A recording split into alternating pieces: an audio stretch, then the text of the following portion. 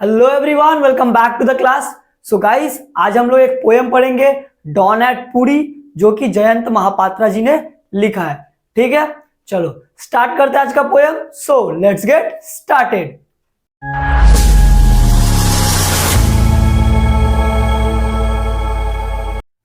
Start करते हैं हम लोग आज का पोएम। आज का हम लोगों का पोएम का नाम है डॉन एट पुरी।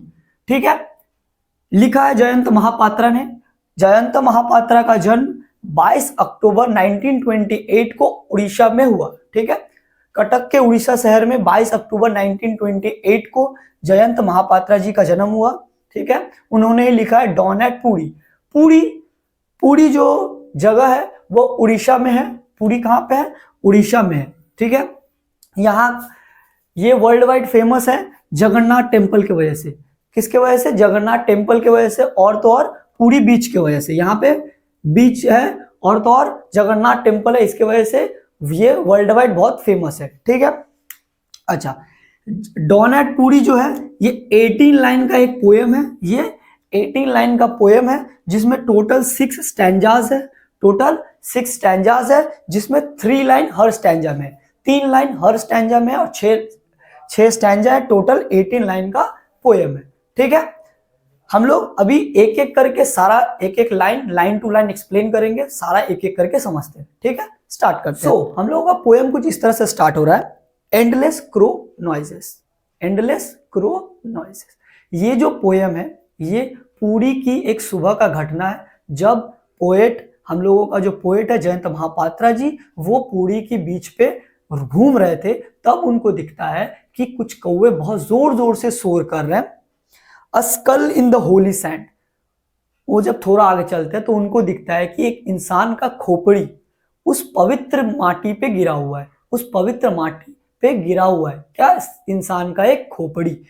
यहाँ पे खोपड़ी दिखा रहा है कि कोई इंसान होगा जो बहुत ज्यादा गरीब होगा, बहुत ज्यादा गरीब होगा, जिसके वजह से उसका जो लाश है वो पूरी अच्छी तरह से जला नहीं है, पूरी अच्छी तरह से जला नहीं है। tilts its empty country towards hunger। ये क्या दर्शा रहा है? ये दर्शा रहा है कि उस कंट्री में जहां पे इंसान को खाने तक का पैसा नहीं है, जहां पे वो हंगर, भूख से मर रहा है, जहां से वो भूख से मर रहा है, जैसे जहां पे उसको खाने तक का पैसा नहीं है, वहां पे इंसान अपने प्रथा के चलते दाह संस्कार में इतने रुपए खर्च कर देते हैं, फिर भी वो दाह संस्कार उनका पूरी तरह से सफल नहीं हो पाता है। ठीक है, वो दाह संस्कार में इतने रुपए खर्चे करते हैं पर उनका दाह संस्कार, उनका जो प्रथा है पूरी तरह से पूरा नहीं हो पाता है। क्यों? उनका गरीबी की वजह से। उनके पास उतना पैसा नहीं हो पाता है कि वो पूरी अच्छी तरह से अपना प्रथा को पूरा कर पाए। इस स्टैंजा से जो पोएट है, जो हम लोगों का पोएट है जयंत महापात्रा जी, वो हम लोगों के हिंदू धर्म के जो रीति रिवाज है, जो रिचुअल्स है, उसका खोखलापन दिखा रहा है। उसका खोखलापन दर्शाते हुए बता रहा है कि एक देश में जहां पे इंसान के पास खाने तक का पैसा नहीं है, वो कैसे एक प्रथा के चलते उसके पास जो भी पैसा, थोड़ा भी पैसा होता है, उसको वो खर्चा कर देता है अपने प्रथा के लिए, और वो भी अच्छी तरह से पूरा नहीं हो पाता है। ठीक है, अगला लाइन बोलता है व्हाइट क्लैड विडोड वुमेन। अब यहां पे जयंत महापात्रा जी का ध्यान दूसरी तरफ जाता है, जहां पे व्हाइट क्लैड विडोड वुमेन, जहां पे कुछ सफेद साड़ी पहने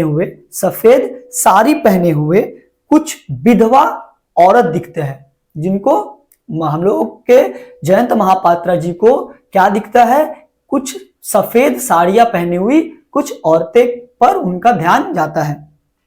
past the centre of their lives.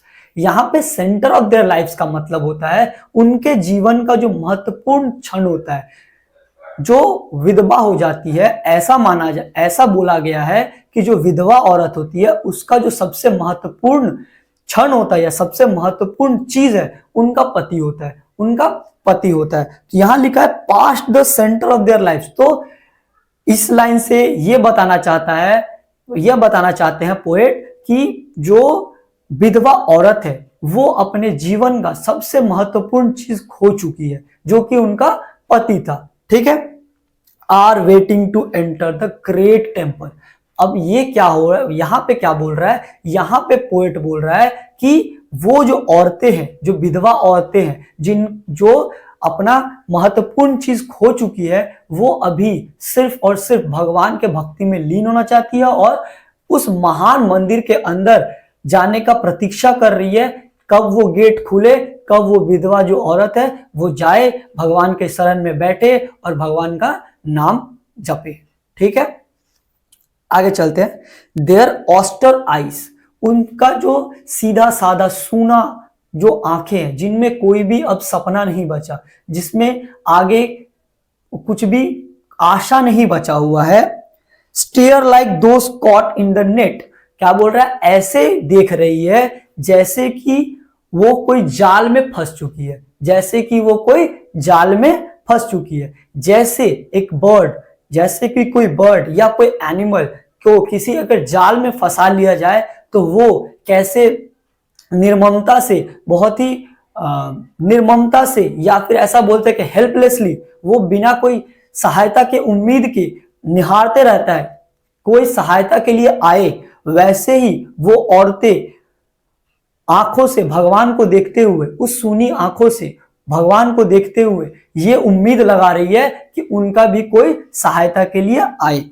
Hanging by the dawn's shining strands of faith, ये जो सुबह की किरणें हैं, सुबह की किरणें हैं, ये वो होप लेके आती है, ये वो होप लेके आती, आशा लेके आती है कि जो उनकी तकलीफें हैं, जो उनकी तकलीफें हैं, वो उन तकलीफों से उनको मुक्ति मिलेगा, और ये भगवान है जो उनको उन तकलीफों से मुक्ति देंगे। ठीक है, यहां पे ये बताया गया है पोएट द्वारा कैसे हमारे हिंदू संस्कृति में या फिर हमारे देश में कैसे विधवा औरतों को जबरदस्ती उनका जो भौतिक जो नीड है, जो उनका चाहत है, जो उनका जरूरत है, उन सभी चीजों से उनको वंचित किया जाता है, उनको उन चीजों का व्यवहार करने से रोका जाता है, उनको जबरदस्ती सीधा साधा जीवन यापन करने के लिए छोड़ दिया जाता है। ठीक है, इस कुरीतियों को भी जयंत महापात्रा जी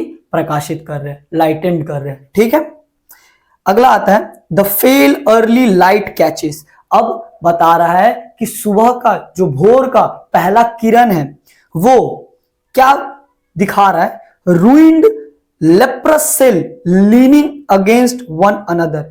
लेप्रस सेल, यहां पे लेप्रस सेल का मतलब, लेप्रस सेल का अगर मतलब समझोगे, लेप्रस एक बीमारी का नाम होता है, कोढ़ का नाम होता है, कोढ़ एक बीमारी होता है। लेप्रस सेल का मतलब वो जो बीमारी से ग्रसित होता है, उनका जो स्किन होता है उसको लेप्रस सेल बोलते हैं। ठीक है, लेप्रस सेल बोलते हैं। अगर तुम लोग 12 में पढ़े हो तो ऑन किलिंग अ ट्री में लेप्रस हाइड बोल के एक वर्ड आया था, वही दर्शाता है कैसे एक कोढ़ व्यक्ति का जो चमड़ा होता है वो धीरे धीरे गलने लगता है। वैसे ही यहाँ पे लेप्रस सेल का मतलब वो कोढ़ है। ठीक है, लेकिन यहाँ पे जयंत महापात्रा जी लेप्रस सेल का मतलब उस व्यक्ति को बता रहे हैं जो अछूत है, जिसको मंदिर के अंदर प्रवेश निषेध है, जिसका मंदिर के अंदर प्रवेश निषेध है, और उन भिखारियों को बोल रहे हैं जो अपना सारा जीवन उस मंदिर के सीढ़ियों पे भीख मांगते मांगते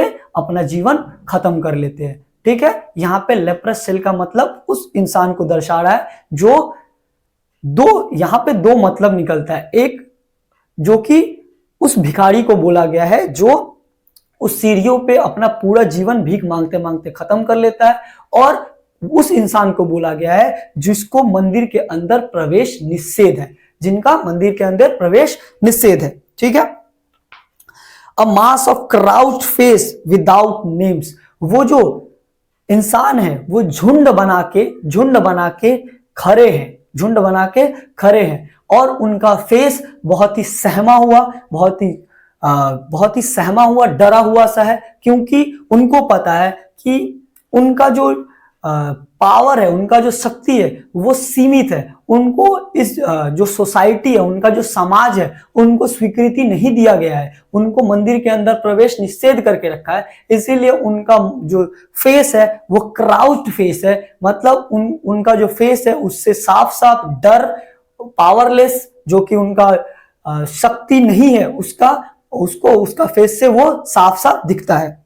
ठीक है, और उनका कोई नाम भी नहीं है, उनका कोई नाम भी नहीं है। नाम नहीं है का मतलब यहां पे बोला गया कोई इसको पहचानता भी नहीं है कि कौन इंसान है उस झुंड में, सब का सब खो चुका है, सब का सब खो चुका है। यहां पे भी हम लोगों के जो हिंदू धर्म के कुछ प्रथा है उनके बारे में जयंत महापात्रा जी ने बहुत ही अच्छी तरह से इनका वर्णन करते हुए बताया है कि कैसे हम लोगों के हिंदू धर्म में ही कुछ नीची जाति के लोग होते हैं जिनको मंदिर तक में प्रवेश करने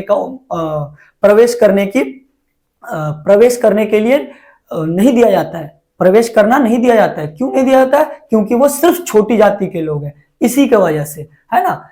तो यही कुप्रथा के बारे में जयंत महापात्रा जी यहाँ लाइटेंड करते हैं। ठीक है, and suddenly breaks out my height, और अचानक से उनका जो ये देख रहे थे उनका ध्यान वहां से टूटता है और कहा जाता है into the smoky blaze of silent solitary Fyers.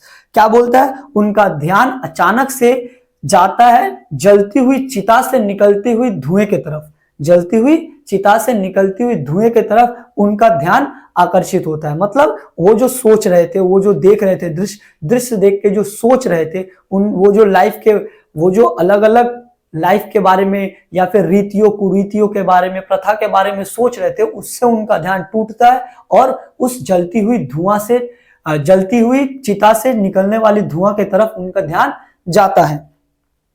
That feels my ageing mother, बोल रहा है कि वो जो जलता हुआ चिता है वो उनकी मां का है, जो उनकी मां का है।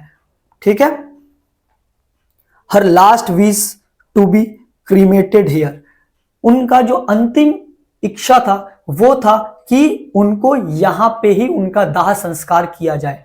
उनका दाह संस्कार पुरी के जगन्नाथ मंदिर के पास ही उनका दाह संस्कार किया जाए, उनका अंतिम इच्छा यही था। क्यों? क्योंकि जो जगन्नाथ मंदिर है और वहां जहां पे वहां पे जलने के बाद ऐसा बोला जाता है कि वहां पे जलने से सीधा का सीधा स्वर्ग मिलता है। ठीक है, इसीलिए उनको उस जगह को स्वर्ग द्वार भी बोला जाता है।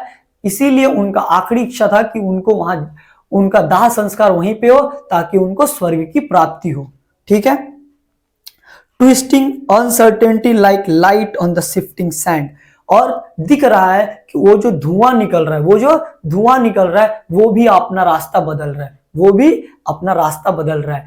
यहाँ पे जो पोएट है ये दर्शाना चाहते हैं कि उनका जो सोल है, उनका जो माता का सोल है, उनका जो मम्मी का सोल है, वो शायद स्वर्ग के तरफ जा रहा था, पर वो भी इन परिस्थितियों को देख के उनका भी मन, उस आत्मा का भी मन विचलित हो गया। ठीक है, तो पोएम जो है यहाँ पे खत्म हो गया।